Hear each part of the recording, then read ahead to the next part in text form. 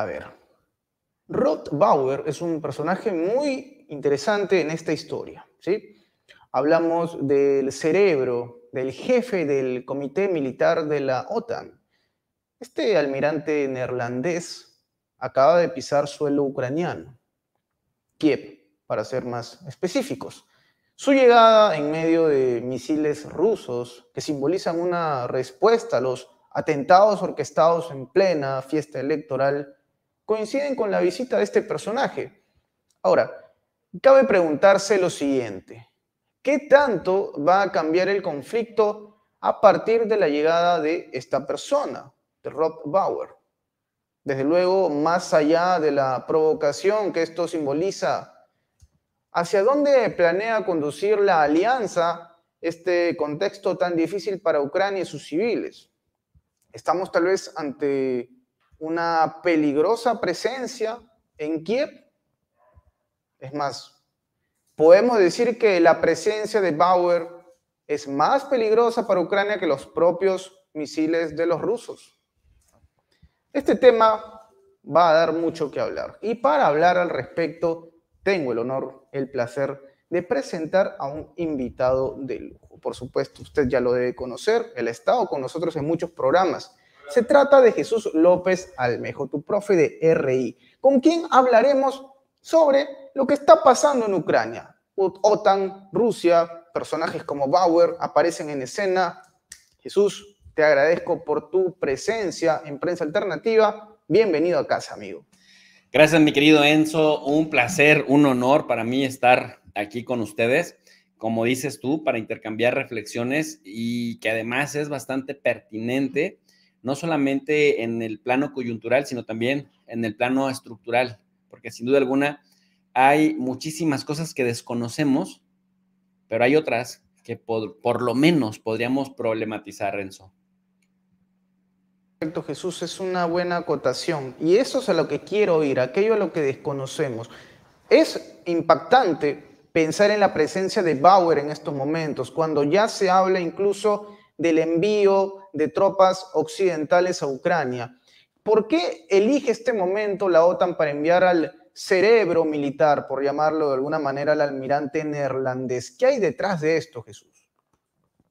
Mira, hay tres enfoques teóricos con los que me gustaría arropar lo que te voy a responder.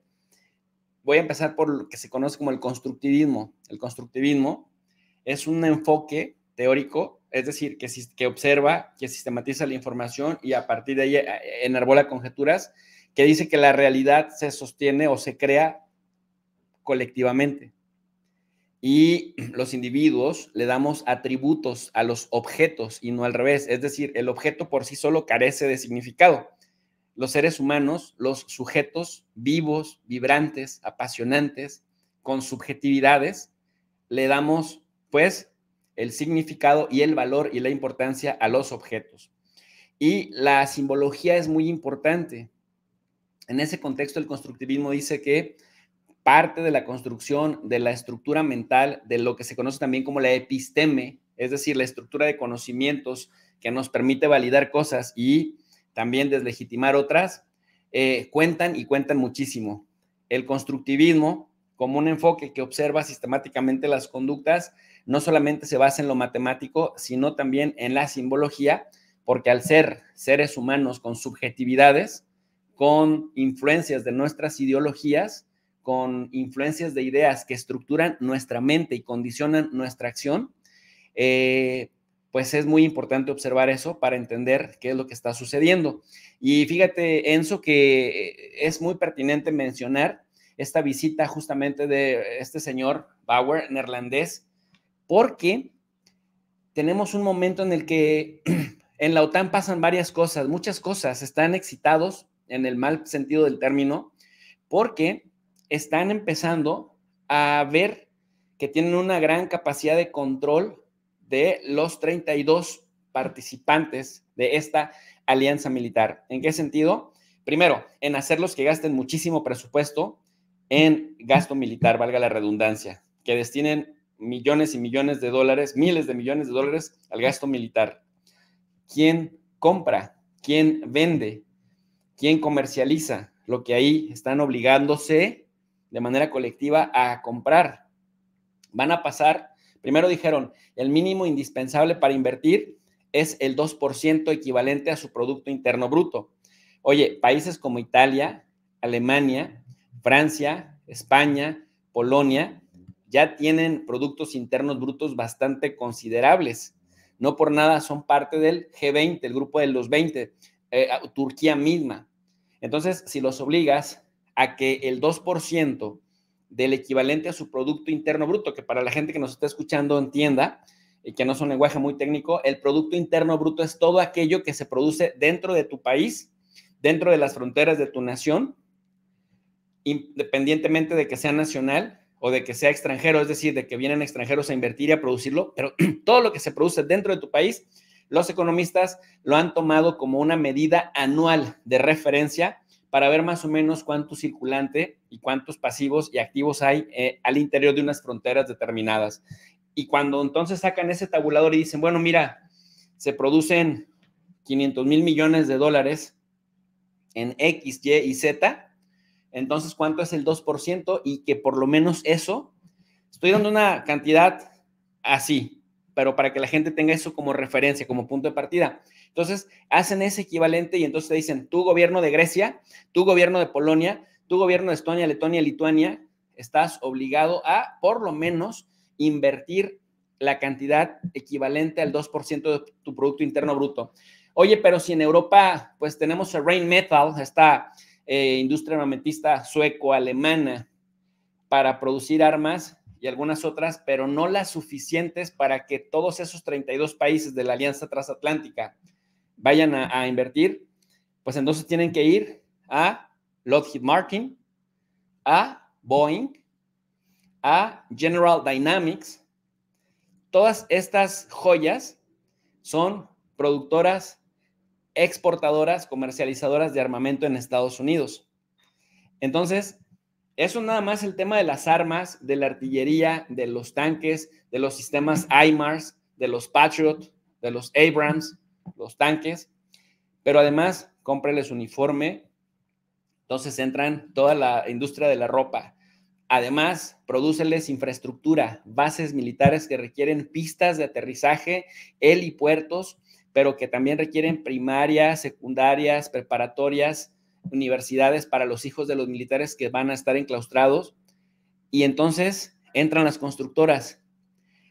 Imagínate que ahora no están hablando ya únicamente del 2%, porque hasta el 2%, Enzo, históricamente se les hacía muy complicado a los europillos, así les llamo yo a los gobernantes de Europa de esta generación particularmente, se les hacía muy complicado llegar al 2%. De hecho, desde George W. Bush, Obama, Trump, tuvieron una presión incesante sobre el gobierno de Alemania, que en aquel momento lo lideraba Angela Merkel, duró 17 años en el poder, hasta que llegó el tarado de Olaf Scholz, y ella resistió, ella nada más invertía como el 1.2, 1.3% de su Producto Interno Bruto, porque decía, tácitamente Estados Unidos nos está ocupando militarmente y no va a permitir que Rusia o ningún otro ente extranjero ocupen militarmente a Alemania, y no va a permitir dentro de la alianza que otro país vecino como Francia o como Polonia, que le traían ganitas los dos por rencillas de la Segunda Guerra Mundial, nos cobren lo que ya les hemos ido pagando. ¿Pero qué crees? Pues entonces ahora están hablando, a pesar de que se les complicaba destinar el 2% de su Producto Interno Bruto, en que el punto de partida sea el 3%, no el 2%. Estamos hablando, pues, de economías gigantescas, no tan grandes como la de Estados Unidos o como la de China, pero en bloque. Entonces, en bloque sí le compiten a Estados Unidos o le compiten a China. Y entonces, imagínate el 3% de un Producto Interno Bruto europeo, canadiense, estadounidense. Estamos hablando de una cosa multimillonaria. ¿Hacia dónde va ese dinero? ¿Quién se lo va a embolsar o quiénes se lo van a embolsar? ¿Qué red de industrias que cada vez vemos más interconectados? 4 o 5 giros de negocios, Enzo. Fondos de inversión que a su vez tienen relación con contratistas de la construcción y con inmobiliarias, con empresas que se dedican a la producción de uniformes militares y tecnología militar, lentes, gorras, zapatos, calzado, con la industria del armamento y los medios de comunicación, que cada vez, sintiendo los tradicionales que pierden más influencia en la gente, empiezan a virar a las redes sociales. Para mí todavía son las benditas redes sociales, como dice López Obrador, presidente mexicano, pero ya las empiezan a secuestrar y ya te empiezan a decir hasta dónde puedes hablar y hasta dónde no puedes cuestionar la narrativa dominante. Entonces, dicen los constructivistas, claro, hay que construir simbología, hay que construir significados, hay que atribuirles a los objetos un valor determinado, porque el objeto por sí solo no tiene ningún valor, nosotros se lo damos. Si no vamos, los funcionarios de alto nivel de la OTAN, presidentes de España, primer ministro de Polonia, el mismísimo canciller de Alemania, es decir, si no vamos los pesos completos, si se les puede llamar de alguna manera a los europeos pesos completos, a hacer acto de presencia a Ucrania, difícilmente vamos a poder vender y difícilmente nuestra ala desinformativa o de propaganda va a poder vender la idea ante las audiencias europeas, que son las más sacrificadas en este momento, la necesidad y la urgencia de quitarles presupuesto para la educación, de quitarles presupuesto para jubilaciones, de quitarles presupuesto para la salud, que es bien importante. Es decir, si no dotamos de sentido que Rusia es terrible, si no dotamos de sentido que lo que pasa en Ucrania es la lucha de las libertades contra la tiranía que representa Putin, de acuerdo a la narrativa europea, si no dotamos de significación la urgencia de adelgazar el Estado benefactor para dárselo a las industrias armamentistas y a toda la red de lobbies y de tanques de pensamiento, que en realidad son de propaganda, la gente va a resistir. Cuando escuchemos que en la calle la gente empiece a hablar mal de Rusia y a decir el comensal del restaurante de categoría media y de gama baja, que Putin es terrible, que Putin es un criminal, un carnicero, como decía Joe Biden, del Sleepy, entonces ya estamos ganando. Si ese ciudadano de a pie considera que Putin es macabro, como consideró en algún momento a Saddam Hussein, a Muammar el-Gaddafi, a Hugo Chávez, a Fidel Castro, porque ellos crean héroes y también deshonran personas. Y entonces, cuando ese ciudadano medio de abajo esté convencido de que son malvados los del otro bando, en ese momento ya van a poder empezar a adelgazar el Estado benefactor, quitándole a ese individuo que piense que Putin es malvado, educación, salud, infraestructura, etcétera, etcétera, etcétera, porque ya dotaron de significado y ya se justifica la acción contra el otro. Entonces, que este señor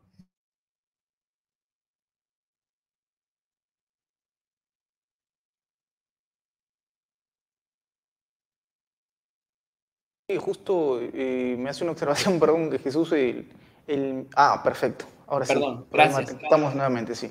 Decía yo que entonces el hecho de que Rob Bauer, en su papel de jefe del Comité Militar de la OTAN, y también viniendo de un país clasista, racista, como son los Países Bajos, y que vaya y haga acto de presencia en Ucrania, a pesar de que se acaba de anunciar que Rusia bombardeó hasta con 31 misiles Kiev, en donde está concentrándose la defensa de toda la OTAN, a pesar de que Ucrania no es miembro de la OTAN, a pesar de que Ucrania no es miembro de la Unión Europea, y a pesar de que siempre, si analizas, nos dicen la brutal and unprovoked war, ¿no? La brutal y no provocada guerra de Putin contra Ucrania. Esto que vemos desde el constructivismo sería eso, Enzo, dotar de sentido algo para poder justificar el despojo de ese estado de bienestar a las personas históricamente vulnerables de los diferentes países que componen esa alianza militar y hasta de los que no la componemos. Cantó esta mirada, Jesús, porque me lleva a recordar también algunas declaraciones poco afortunadas de Rob Bauer, porque no olvidemos que él dijo, y la memoria no me falla puntualmente, que era importante que los países miembros de la OTAN empiecen a educar a su sociedad, digamos, educarla entre comillas, para conflictos que se podían venir en el futuro, es decir, empezar a trabajar en la memoria colectiva para que los ciudadanos se compren este pleito. Lo dijo Rob Bauer hace algunos meses, está documentado y ustedes pueden buscar en Google, lo dijo puntualmente, ¿no? Es importante que nuestros socios, que los miembros de la OTAN, hagan conciencia en las sociedades sobre la relevancia que es defender la causa, hablando específicamente de Rusia. Incluso Bauer, de manera provocadora en su visita a Ucrania en este contexto, en el cual Rusia responde, por supuesto, a esta defensa ultranza de los ucranianos, habla sobre la posibilidad de que Ucrania en un futuro muy cercano forme parte de la OTAN, ¿no? Él dice que Ucrania y la OTAN nunca estuvieron tan cerca. Estamos más cerca que nunca, dice el almirante neerlandés.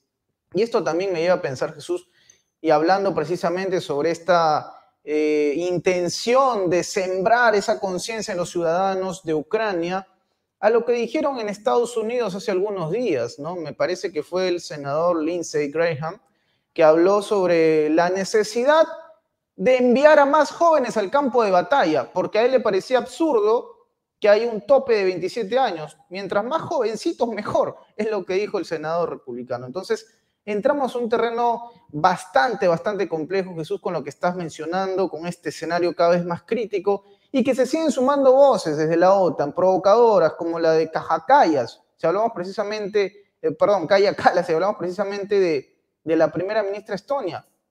Lo que ha dicho, entre otras cosas, es, señores, Vladimir Putin tiene miedo. Tiene miedo y habla de una guerra nuclear porque sabe que no tendría cómo imponerse a la OTAN. Y lo que dice la primera ministra Estonia es, bueno, no hagan caso a las advertencias de Vladimir Putin. Esta guerra, por supuesto, no va a escalar, no veremos armas nucleares en este proceso. Es en verdad una locura, Jesús, lo que está pasando en Europa. Híjole, ¿cómo no decirles europillos? Y luego tienes a personajes como Kaja Kallas abogando porque incluso se utilicen armas nucleares tácticas. ¿Tú te imaginas el impacto psicológico que sería para cualquier nación de Europa? Porque mira, Enzo, cuando uno va a Europa, a los diferentes países de Europa, siempre todos, casi todos tienen museos de la guerra. Y en esos museos de la guerra, a diferencia de lo que pasa aquí en YouTube, tú ves fotos y videos crudísimas. Primero de los muertos, de los despedazados por la guerra, de las ciudades terriblemente vueltas nada después de la Segunda Guerra Mundial y de la Primera, pero también ves fotos en casi todos los países, Bélgica, Alemania, Polonia, Francia, etcétera, de cómo queda la gente que no se muere, los heridos, las bajas, o sea, sin piel de la cara, sin toda esta parte, sin nariz, sin brazos, sin piernas. Hay gente que nada más queda con una sola mano, ya sin piernas. Hay otros que quedan con el intestino de fuera. O sea, imágenes brutales. Uno pensaría que toda esa infraestructura visual, toda esa multimedia que rescata la memoria histórica de las guerras, y sobre todo también que cuando, por ejemplo, he tenido la fortuna también de estar en Corea, en la India, y también tienen su trabajo de memoria colectiva de lo desastroso, lo depredador y lo cruel, salvaje que es la guerra.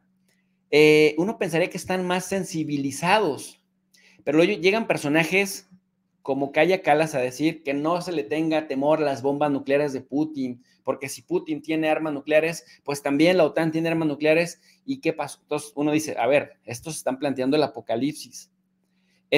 Ella, por ejemplo, o la otra señora verde, pariente de nazis comprobado, nieta de nazis, me refiero a Annalena Baerbock, la ministra del Exterior de Alemania, o vemos a gentuza desde mi punto de vista, poco racional, poco estadista, como Ursula von der Leyen, por la que nadie vota, por cierto, en la Unión Europea, o el jefe de la poca diplomacia europea, Josep Borrell, por el que nadie votó también, hablando como si fueran miembros de la OTAN, cuando ellos representan a una unión de integración regional cuyo principal objetivo era el erradicar la pobreza y el fortalecer las instituciones de Europa y de sus miembros para que hubiera una escalada social de manera generalizada, que esa era la apuesta de la integración regional de los años 90, y poner fin a las guerras incesantes a las que se veía condenada Europa de tiempo en tiempo, cosa que han logrado bastante bien, es decir, evitar las guerras entre ellos, con la excepción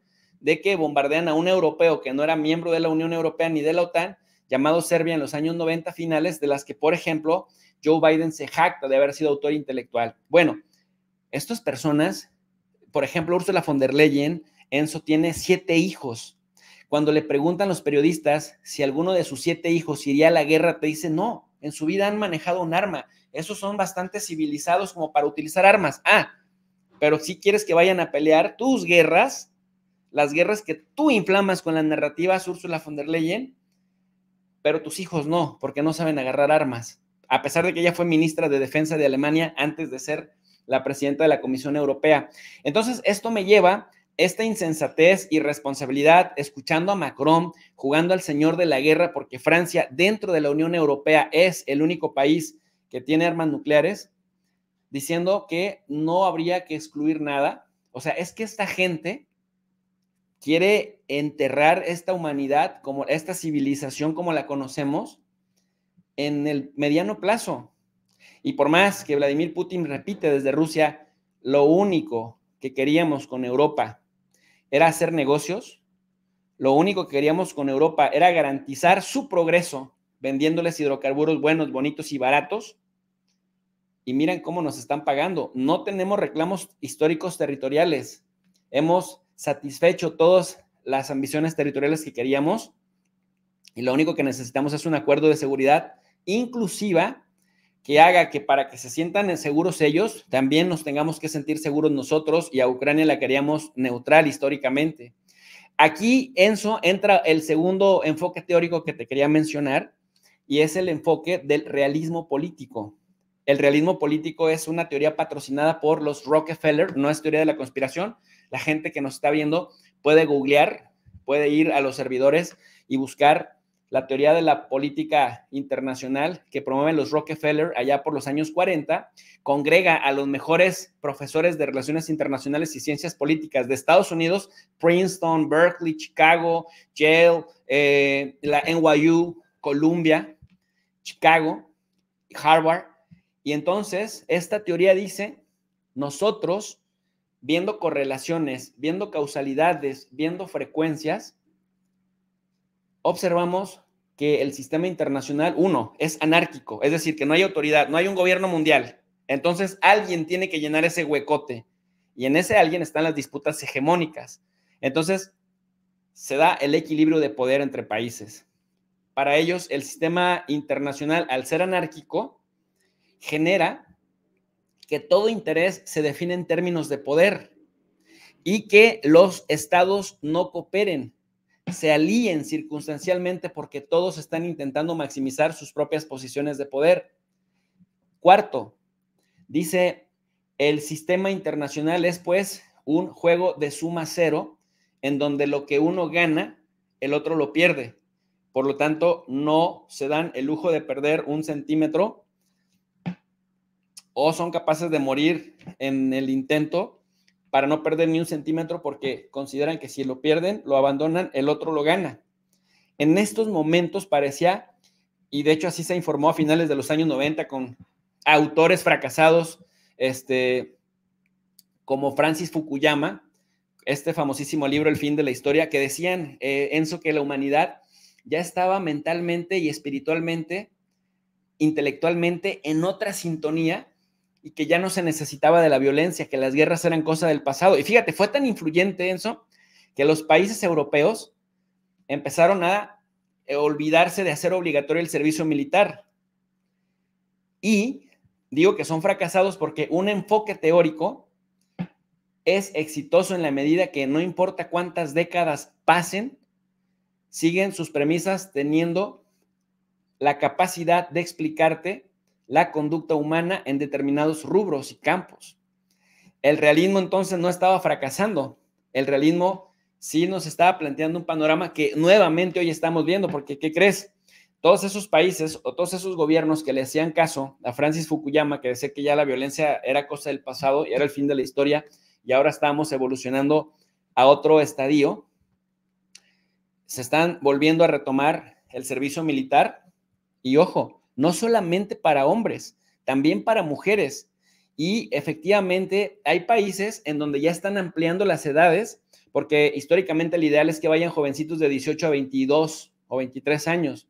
Ahora ya lo están empleando a 25, en Ucrania están a 27, pero todavía en Ucrania no puedes salir del país, si eres ucraniano, de los 18 a los 60 años. Si estás en el extranjero, Zelensky desde el año 2022 aprobó un decreto que es obligatorio mientras él sea presidente, para que todos los millones de ucranianos que se encuentran distribuidos en Europa, como 4.5 millones, a los que Europa recibió con los brazos abiertos, les ha exigido que regresen a más tardar 15 días después de que emitió ese decreto. Los ucranianos no han regresado y se estima que cada año se van entre 650,000 y 800,000 hombres, varones, para reencontrarse con sus familias en los diferentes países de Europa en donde se encuentran. ¿Por qué? Porque tienen una gran crisis en el sistema de reclutamiento, pero esto viene provocado de lo que decía el realismo político. Enzo, lo que uno gana, el otro lo pierde, y consideran que mientras el otro va acercándose a sus propios objetivos militares y políticos, este los está perdiendo. Entonces hacen de todo con tal de no seguir perdiendo posiciones. Y esta, por ejemplo, visita de Rob Bauer a Ucrania, también desde un precepto realista, tiene la intención de decir, y esta visita que tú también mencionas del vampiro Drácula, Lindsey Graham, y le digo Drácula porque ese tipo se alimenta de la sangre, es el que dijo en 2022 que Estados Unidos iba a dar todas las cantidades de dinero que pudiera darle a Ucrania, porque los miles de millones de dólares invertidos en la muerte y la sangre de los rusos era la mejor inversión que podía hacer Estados Unidos. Y acá en México también nos está fastidiando la vida, porque es el mismo senador que ha estado insistiendo que el ejército de Estados Unidos tiene que entrar a territorio mexicano con o sin el permiso del gobierno mexicano para combatir supuestamente a los narcos. Pero tú recordarás lo que pasó cuando Estados Unidos se metió a la fuerza a Afganistán a supuestamente combatir a los talibanes, y míranos ahora, pleno 2024, los talibanes más fuertes que nunca arrasaron con las instituciones afganas, arrasaron con la vida de las mujeres en Afganistán, y son los reyes de Kabul hoy en día. Y además hicieron de Afganistán, de Kabul hacia el norte de Afganistán, la principal potencia mundial de la exportación de la amapola.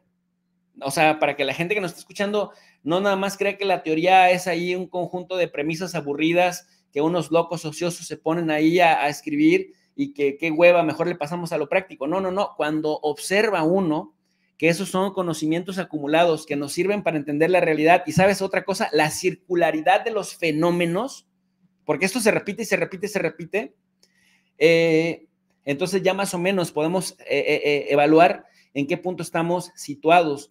No quieren, a pesar de los riesgos que ello conllevan, no quieren ceder ni un ápice en los objetivos que desde Estados Unidos les han trazado a los de la OTAN y la Unión Europea. Muchos de la Unión Europea no forman parte de la OTAN, pero cada vez más se están haciendo miembros de la OTAN. Mira, Finlandia y Suecia se hicieron miembros del año 2022 para acá, y cada vez se desdibujan más, quiero decir, las fronteras entre la alianza militar OTAN y la integración regional llamada Unión Europea, que está poniéndose al servicio de Estados Unidos. Y mira, con esto cierro. Los europillos, me refiero nuevamente a los gobernantes europeos, porque luego hay gente que me pregunta, profe, yo te sigo desde España, te sigo desde Alemania, soy europeo, soy italiano, ¿por qué nos dices europillos? No, siempre me refiero a los gobernantes. La gente de pie, mis respetos, también son víctimas de sus propios gobernantes. Pero los europillos no entienden algo. Estados Unidos los llevó, por ejemplo, a Vietnam y después los dejó embarcados. Los llevó a Afganistán y luego salió por pies. Ya vimos esa vergonzosa salida de Kabul, del aeropuerto de Kabul. Los metió en Irak y luego salieron. Fallujah fue un infierno para los soldados españoles, por ejemplo, y para los italianos. Los va metiendo a guerras y luego los embarca, y ahí te va una cuasi exclusiva. Hoy en la mañana, este jueves, mientras Rusia bombardeaba Kiev,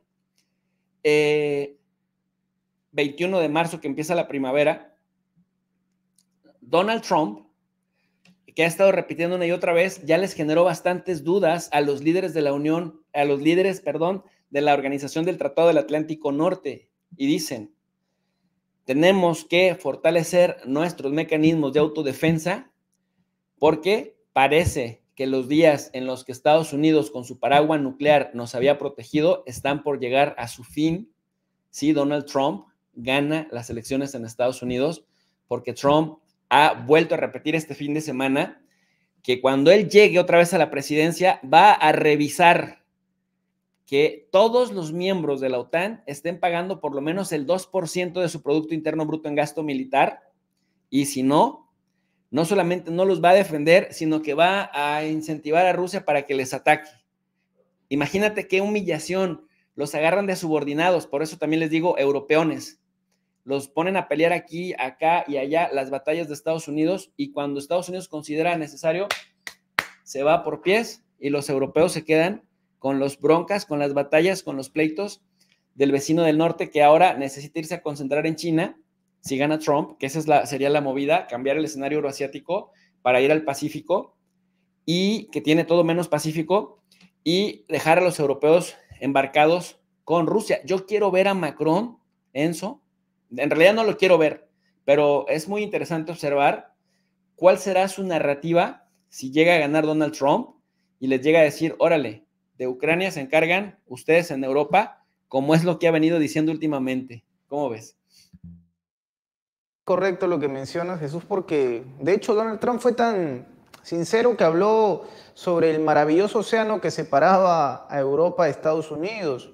Ha sido muy crítico Donald Trump en los últimos días con la posición de algunos líderes de la alianza. Y efectivamente, tal y como lo dices también, Jesús, sabemos que cuando esto ocurra, si es que efectivamente la guerra escala y la OTAN definitivamente decide enfrentar a Rusia, no sorprendería que Estados Unidos se vaya de la alianza y quién sabe, aparezca tiempo después con un plan Marshall de repente, ¿no? En fin, es un punto muy interesante también, Jesús, lo que menciona sobre Macron, porque hace algunos días desde Rusia han puesto en conocimiento que ya hay un plan para enviar a 2.000 soldados franceses a Ucrania. Ya no hablamos de la figura de mercenarios, no hablamos ya de una decisión de Macron de enviar a 2.000 soldados, nada menos, que no sería tan descabellado porque los propios medios franceses han hablado de la mirada que tiene Macron y de que cómo de una manera absurda se filtró un comentario en el que Macron dijo que era muy probable que envíe a sus niños a Odessa. Era una posición que venía de balón de Emmanuel Macron. Desde luego hay países que están pensando en esta situación y ya empiezan a tomar distanciamiento, como Hungría, por ejemplo, que le dice reiteradamente a los miembros de la OTAN que están alzando este conflicto, como Francia, señores, nosotros por lo menos estamos muy cerca del lugar donde se están desarrollando las cosas, ¿eh?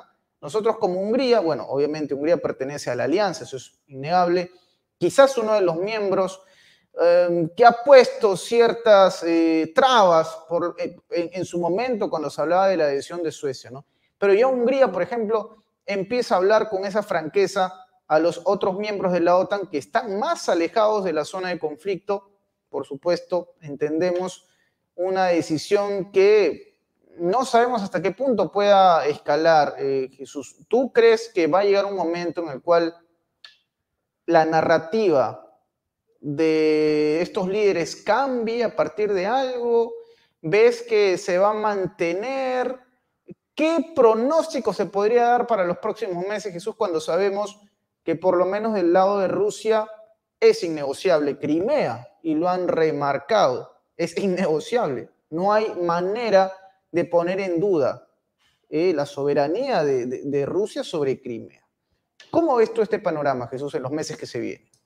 Sí, no, efectivamente eso que comentas es cierto. Y también el tema de Jersón, Zaporille, el Donbass, me parece que es una cosa innegociable. Y si por ahí me permites aventurarme un pronóstico, creo que incluso Odessa sería innegociable para Rusia. Porque mira, generalmente cuando hay demasiada simetría entre ejércitos, el ejército grande apabulla al pequeño, al país débil, le gana más territorio del que originalmente tenía pensado, porque una cosa es la invasión y otra muy diferente la ocupación militar.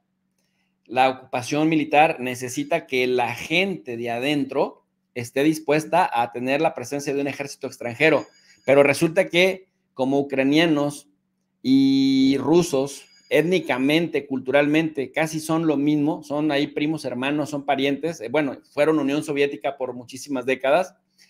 Entonces, los ucranianos de a pie, de Odessa, por ejemplo, de Kharkov, no ven con malos ojos, o sea, no ven como ajenos a los rusos, no los ven como invasores. No es casualidad que Rusia no se haya ido a ocupar el norte de Ucrania, ni Kiev, porque entonces la ocupación, cuando tienes, o sea, una ocupación con población que está inconforme con el ejército invasor, genera resistencias, y las resistencias, decía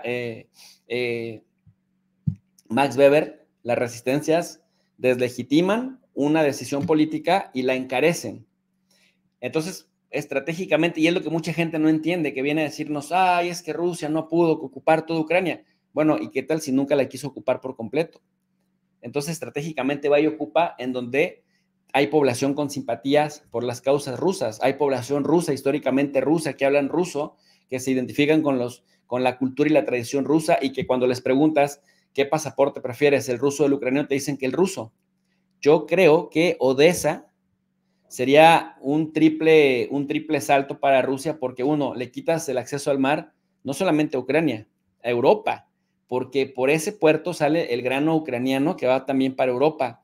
Dos, le quitas la salida al mar a Ucrania, pero a Rusia le sirve como pivote para llegar hasta Transnistria, en la frontera con Moldavia, y lo pone en la frontera con Rumania, en la OTAN, en las fronteras de la OTAN.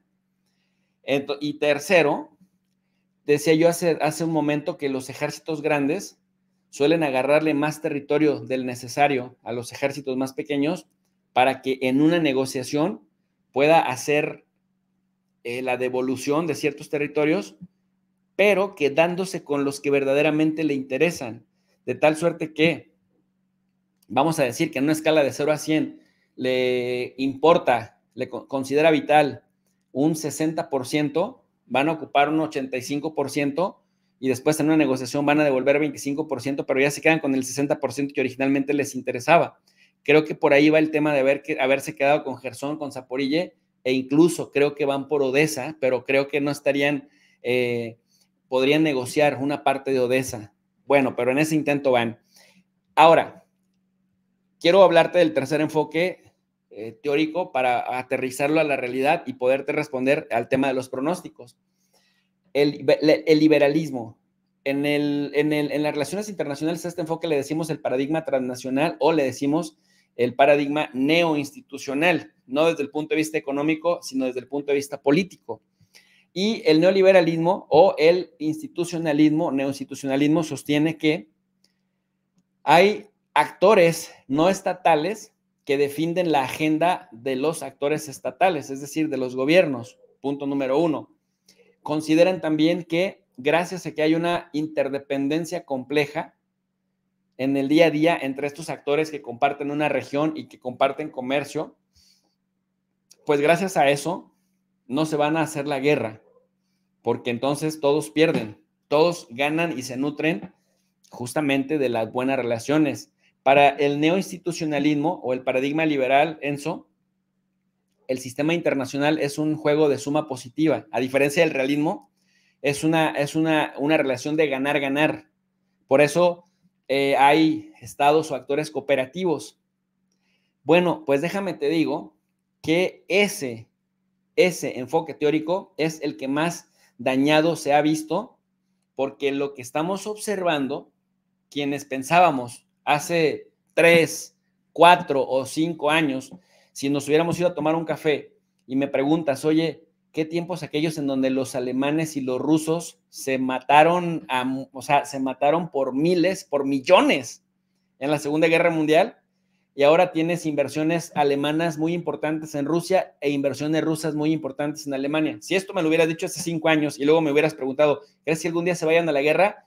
Yo hubiera agarrado las premisas del paradigma transnacional o del enfoque neoinstitucional que estoy explicando en este momento y te diría, no, mira, porque la interdependencia compleja que genera millones y millones para todos los lados, que tienen relaciones de ganar-ganar, porque el sistema internacional es un juego de suma positiva, pues hace impensable que los nacionales de un lado quieran perder sus inversiones en el otro país. Pero que de pronto, Condoleezza Rice, le decíamos Alconisa Rice, porque era del grupo de los neoconservadores con Bush, en 2014 empezó a anunciar así, con bombo y platillo: Estados Unidos tiene una gran producción de gas natural licuado por la técnica del fracking y porque tiene un territorio gigantesco Estados Unidos. Dice así descaradamente, Enzo, tenemos gas para aventar para arriba, tenemos petróleo a raudales. La técnica, que por cierto es una técnica contaminante, del fracking, que fracturan en los terrenos rocosos para poder sacar gases y poder escarbar profundamente, dice, pues tenemos para exportar, pero dice, los únicos que están en posibilidad de pagarnos caro, a enormes precios, nuestro gas y nuestro petróleo son los europeos. Asia nos queda muy lejos y tenemos conexiones naturales con Europa, acercamiento, afinidad cultural. No por nada es el occidente colectivo, pero tenemos ahí un estorbo. Rusia les vende gas bueno, bonito y barato. Esto en 2014. ¿Cómo podemos espantar, cómo podemos quitarnos de en medio a ese lastre llamado Rusia y poderles vender caro nuestros hidrocarburos? Porque algo que condena a los europeos y que les acota su alcance es que no tienen recursos, no tienen hidrocarburos. Los tiene Noruega, pero no es miembro de la Unión Europea, y aunque sea miembro de la OTAN, no les regalan nada, les vende al precio del mercado, no les hace favores. O sea, a la hora de la verdad, no se hacen favores más que para ir a la guerra juntos, pero se venden a raudales. Entonces dice Condoleezza Rice en 2014, necesitamos crear algo en Europa, y lo vienen diciendo los diferentes centros de pensamiento de Estados Unidos, los think tank, Rand Corporation, por ejemplo, o el Carnegie Endowment for International Peace. Se supone que es for International Peace, menos mal que es for International Peace, si no, quién sabe cómo le irá a la humanidad. Pero decían, a Rusia se le tiene que debilitar a sanciones, se le tiene que separar de Europa, porque efectivamente están fundiéndose. Y si esos dos logran fundirse en términos comerciales, Europa dependía hasta del 42% de las inversiones, perdón, del 42% de las importaciones de gas y petróleo. Del petróleo era como del 42% y del gas, del petróleo, perdón, era como del 38% del gas y era del 42%, pero había países como Italia, Austria y Alemania que sí son importantes, y Polonia, que dependían hasta de un 50 hasta el 80% de sus importaciones gasísticas de Rusia. O sea, estaban súper compenetrados, y Estados Unidos dice, es que mientras estos sigan ahí, diamantes, no vamos a poderles vender caro nuestro hidrocarburo. ¿Y para qué nos va a servir tener tanto petróleo y tanto gas si no lo podemos vender? Porque ya rebasa con mucho la demanda interna de nuestro mercado estadounidense. Entonces, no te deja de dar, no puedo decir coraje como analista, aunque como ser humano me da coraje que sean tan brutos en Europa, de verdad, lo digo con todo el respeto y sin él, que se los vienen anunciando, Enzo, desde hace una década. Les queremos vender caro a ustedes, cómprenos caro a nosotros, aunque no les podamos satisfacer toda la demanda. Y tú sabes que un bien que tiene una demanda inelástica, que en la economía, una demanda inelástica significa que tú vas a comprar ese bien porque lo necesitas, porque es indispensable, no importa que te suban el precio. En la economía, la demanda inelástica, por eso es inelástica, se va a mantener constante aunque te aumenten los precios de algo. En este caso, el gas y el petróleo y el diésel, que es un derivado, van a seguirse consumiendo porque para el comercio, para mover la economía, pues es la sangre que bombea todo. Y si se encarece eso, encarece la cadena de suministros y encarece la vida cotidiana de miles de millones de personas. Entonces, si ese bien es escaso, el precio se va para arriba. Y Estados Unidos, como tiene este precioso, ¿no?, océano, el Atlántico, no tiene la infraestructura que ya tenía Rusia conectada con toda la red de gasoductos y de oleoductos con Europa.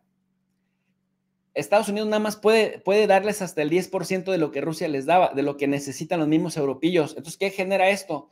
Que al ser un bien con demanda inelástica, te mantienen los precios altísimos, pero Estados Unidos fue aprovechando la rusofobia de los europillos, fue haciendo a un lado a Rusia, lo que Condoleezza Rice y la Rand Corporation dijeron desde el 2014 y hasta 2019 lo volvían a decir antes de la pandemia.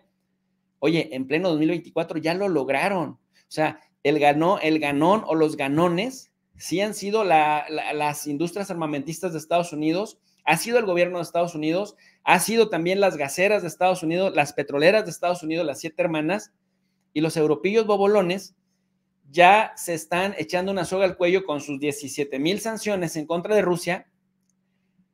Ya le dejaron de comprar, están orgullosos. Mira, ayer yo leía en mi programa directamente el documento del Consejo de Europa, súper orgullosos diciendo las importaciones de gas de Rusia se han disminuido al 15%, es decir, ya nada más le compramos el 15%, pero antes le comprábamos 40%, ahora solo el 15%, pero le siguen comprando a pesar de las sanciones. Y dos, decían, en cambio, con otros socios confiables como Noruega, que le sigue vendiendo el precio de mercado, es decir, al doble de lo que le vendía Rusia, y otro socio confiable que les vende 40% más caro de lo que le vendía Rusia, Estados Unidos, ya se triplicaron nuestras importaciones con respecto al 2021.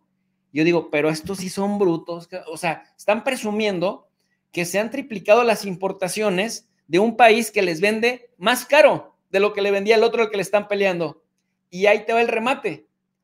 En el nombre de la protección del medio ambiente, porque claro, ante todo pueden morirse 50,000 palestinos en la franja de Gaza cruelmente asesinados por Israel, o pueden morirse cientos de miles de personas en Ucrania y desgraciarles la vida a 12 millones más, pero hay que cuidar el medio ambiente, Enzo. Hay que cuidar el medio ambiente, y en el nombre del cuidado del medio ambiente, Joe Sleepy Biden les dice el 26 de enero de 2024, oigan, aliados, socios y muy queridos europeos, les vamos a tener que recortar la provisión de gas en pleno invierno porque necesitamos evaluar el medio ambiente, el impacto que nuestras exportaciones le estamos generando al medio ambiente. O sea, ¿cómo le explicas eso a la gente con 2 dedos de frente en Europa, a la gente de a pie? Oye, ¿cómo ves lo que están haciendo tus gobernantes? ¿En dónde hay racionalidad? Entonces te das cuenta que el paradigma neoinstitucional ha fracasado porque no fue la interdependencia compleja la que evitó la guerra total, sino la disuasión nuclear. Si no han atacado a Rusia, es porque tiene armas nucleares.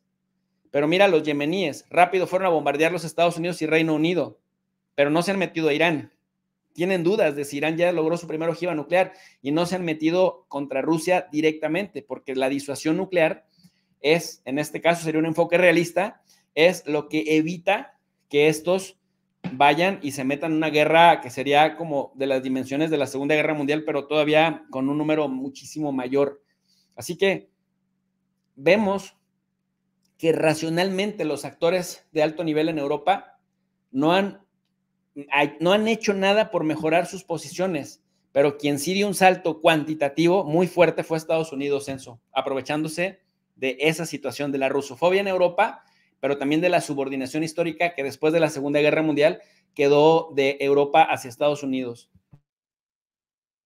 También porque el jefe del Pentágono, Lloyd Austin, habla sobre, en caso caiga Ucrania, la OTAN tiene que iniciar la guerra con Rusia, ¿no? Bueno, ha sido una exposición muy buena, Jesús. Yo te agradezco por tu tiempo, tu disponibilidad. Siempre aprendo contigo y aprendemos nuestro público. Gracias. Sabes que eres un hermano, eres bienvenido a nuestra casa Prensa Alternativa y la gente seguramente se estará preguntando luego de esta genial exposición, ¿dónde puede encontrar a tu profe de RI? Jesús, por favor, invita a nuestro público para que puedan saber dónde ubicarte. Bueno, primero que nada, muchas gracias nuevamente, Enzo, por la invitación. Un placer siempre conversar contigo y con Juanjo. Y pues también ahí intercambiar nuestros puntos de vista. Estamos en Tu Profe de RI en YouTube y también en Facebook. Nomás que en Facebook estamos con un logo azul y como Tu Profe de RI 2.0, porque 3 veces nos han tumbado el canal en Facebook, porque sabes que es extremadamente represor Meta. Pero de cajón estamos en YouTube, así como Tu Profe de RI, haciendo análisis todos los días de geopolítica y relaciones internacionales, tratando de observar estos factores. Causalidad, ¿qué causa qué? correlación, cómo una cosa se relaciona con otra, frecuencia, cada cuánto tiempo pasan los fenómenos y también cómo lo externo nos afecta en la vida cotidiana internamente, mi querido Enzo. Un placer nuevamente, Jesús, te agradezco. Gracias. Ya saben, querido público, tu profe de RI, tanto en Facebook como en YouTube, van a poder encontrar a Jesús López, quien, por supuesto, lo tendremos seguramente en más programas aquí en Prensa Alternativa. Querido público, si es que este video les gustó, denle obviamente like, me gusta, compartir, comentar. Si no están suscritos al canal, suscríbanse ahora mismo, que es totalmente gratis. Ha sido un placer nuevamente, lo digo, lo recalco. Nos estaremos reencontrando muy pronto. Mi nombre es Enzo Anchante. Hasta pronto.